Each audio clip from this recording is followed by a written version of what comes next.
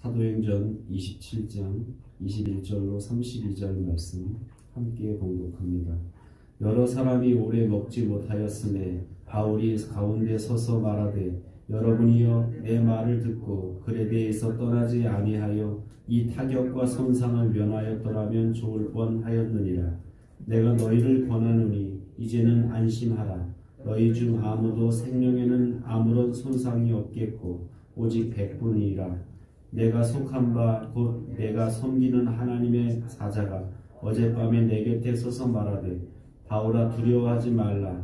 내가 가이사 앞에 서야 하겠고 또 하나님께서 너와 함께 항해하는 자를 다 내게 주셨다 하였으니 그러므로 여러분이여 안심하라. 나는 내게 말씀하신 그대로 되리라고 하나님을 믿노라. 그런즉 우리가 반드시 한 섬에 걸리리라 하더라. 10나흘째 되던 날 밤에 우리가 아드리아 바다에서 이리저리 쫓겨가다가 자정쯤 되어 사공들이 어느 육지에 가까워지는 줄을 짐작하고 물을 재어보니 20길이 되고 조금 가다가 다시 재니 15길이라. 암초에 걸릴까 하여 고물로 닻을 넷을 내리고 날이 새기를 고대하니라. 사공들이 도망하고자 하여 이 물에서 닻을 내리는 채하고 거룻배를 바다에 내려놓거늘 바울이 백부장과 군인들에게 이르되 이 사람들이 배에 있지 아니하면 너희가 구원을 얻지 못하리라 하니 이에 군인들이 거룻줄을 떼어버리니라. 아멘. 바울의 권고를 무시하고 강행했던 그런 항해 때문에 배에 탄 사람들이 이 생명을 얻느냐 잃느냐 이런 사투를 벌이게 되게 됩니다. 아마도 이런 일이 지난 후에 사람들은 깨달았을 거예요.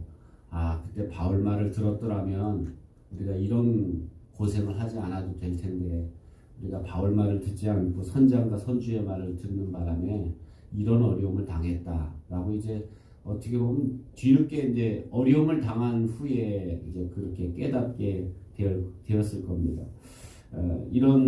그런 바울은 이런 절망적인 상황 속에서 두려워하거나 낭망하지 아니하고 이제 배에 탄 사람들을 안심시키게 됩니다. 이제 여러분 안심하십시오.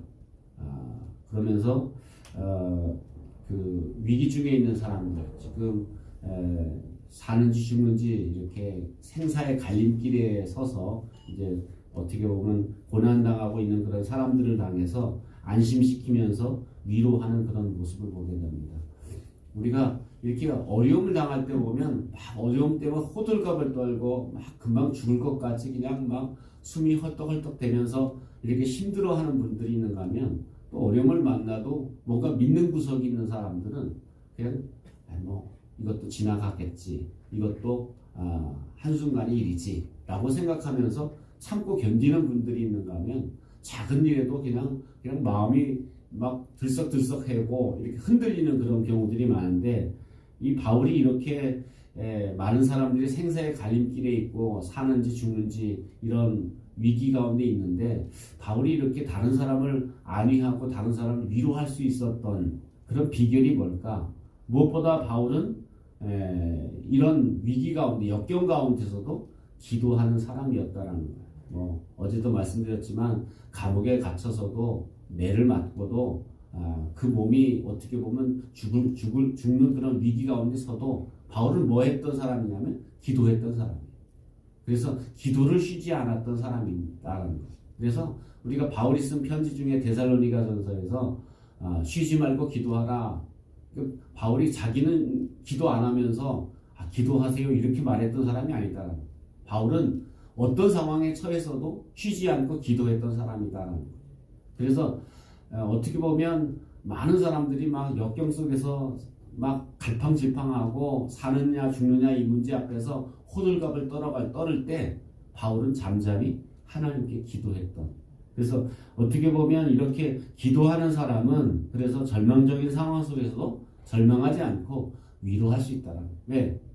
하나님을 믿기 때문에 하나님을 믿고 하나님께 맡기기 때문에 이렇게 위기가 와도 절망에 있는 사람들을 오히려 위로하고 격려하고 또 그들에게 힘을 줄 수 있다라는 겁니다.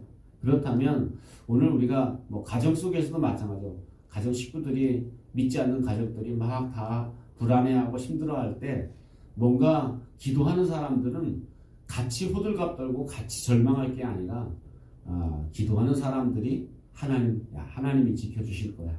걱정하지 마. 하고 하나님을 믿는 사람들, 기도하는 사람들이 오히려 절망하는 사람들을 위로해주는 그런 사람이 되어야 될 줄로 믿습니다. 또 한 가지 바울이 이렇게 절망 중에서도 안심할 수 있었고 또 많은 사람들을 이렇게 안심시킬 수 있었던 비결이 뭐냐면 그는 하나님의 약속의 말씀 믿었다라는 거예요. 오늘 말씀에도 어젯밤 하나님께서 내게 하나님의 사자가 나에게 나타나 말씀하셨다라는 거예요. 그분이 너희의 생명은 한 사람도 생명은 해하지 않는다. 그 생명을 다 내 손에 붙였다. 라고 이렇게 하나님이 약속하셨다라는 거예요. 그리고 그 하나님 뭐라고 말씀하셨어요? 내가 가이사 앞에 반드시 서야 되겠다. 내가 반드시 로마에 가게 된다라는 거예요. 뭐 예루살렘에 있을 때도 예루살렘 안티오니오 요새에 바울이 갇혔을 때도 그 밤에 하나님께서 나타나셨죠. 그래서 내가 예루살렘에서 나를 증언한 것 같이 내가 로마에서도 가야 되겠다. 로마에도 서야 되겠다라고 이렇게 약속하셨어요. 어떻게 보면 바울은 그 약속을 한시도 잊지 않았을 거예요. 나는 로마에 가게 된다. 하나님이 나에게 로마에 가겠다라고 말씀하셨다. 그러니까 그가 가이사랴 감옥에 2년 동안 이렇게 억류되어 있을 상황에도 그는 절망하지 않았어요. 왜냐하면 하나님이 나에게 로마에 가야 되겠다라고 말씀하셨기 때문에. 그러니까 이렇게 하나님의 약속의 말씀을 잃어버리지 않는 사람. 우리는 자꾸 너무 쉽게 잊어버려요. 다른 거는 아주 오래오래 기억하고 막 상처받고 힘든 건 오래오래 기억하면서도 하나님이 나에게 약속한 말씀은 쉽게 잊어버려요. 연초에 나에게 뭐라고 말씀하셨는가? 하나님이 나에게 내가 예수님과 함께 할 때 나에게 뭐라고 말씀하셨는가? 이 하나님이 말씀하신 약속의 말씀은 너무 쉽게 잊어버리는 거예요. 그래서 막 여러분도 그렇잖아요. 상황이 막 어렵고 힘들 때는 그 약속의 말씀 이렇게 붙잡았다가 좀 상황이 형편이 펴지고 괜찮아지면 금방 놨고 이 하나님의 약속을 붙잡았다 놨다 이렇게 우리가 인생을 그렇게 살아간다. 근데 어떻게 보면 바울이 이렇게 절망 중에서도 사람들에게 위로할 수 있었던 힘은 어디 있냐면 그가 하나님 말씀을 놓치지 않은 거예요.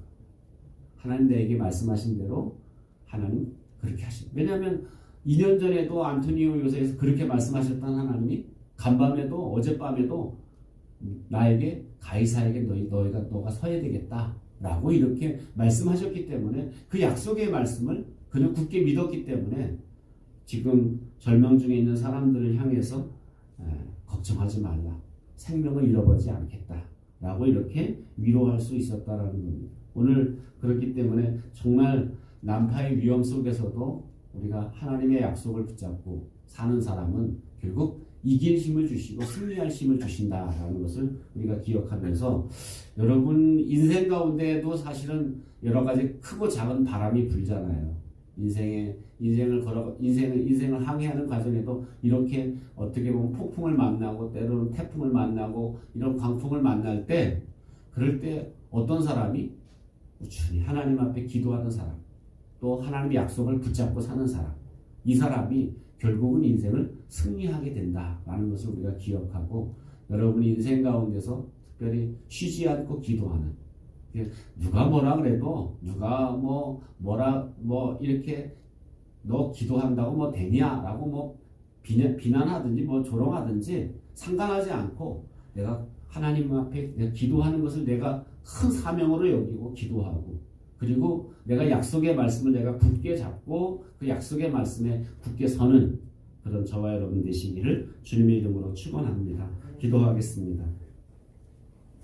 말씀을 기억하면서 우리가 인생의 풍랑을 만날 때에도 우리가 낙심하지 않고 끝까지 기도하고 또 끝까지 하나님 약속의 말씀을 붙잡고 사는 저희들이 되게 해달라고 기도하고 여러분 자신의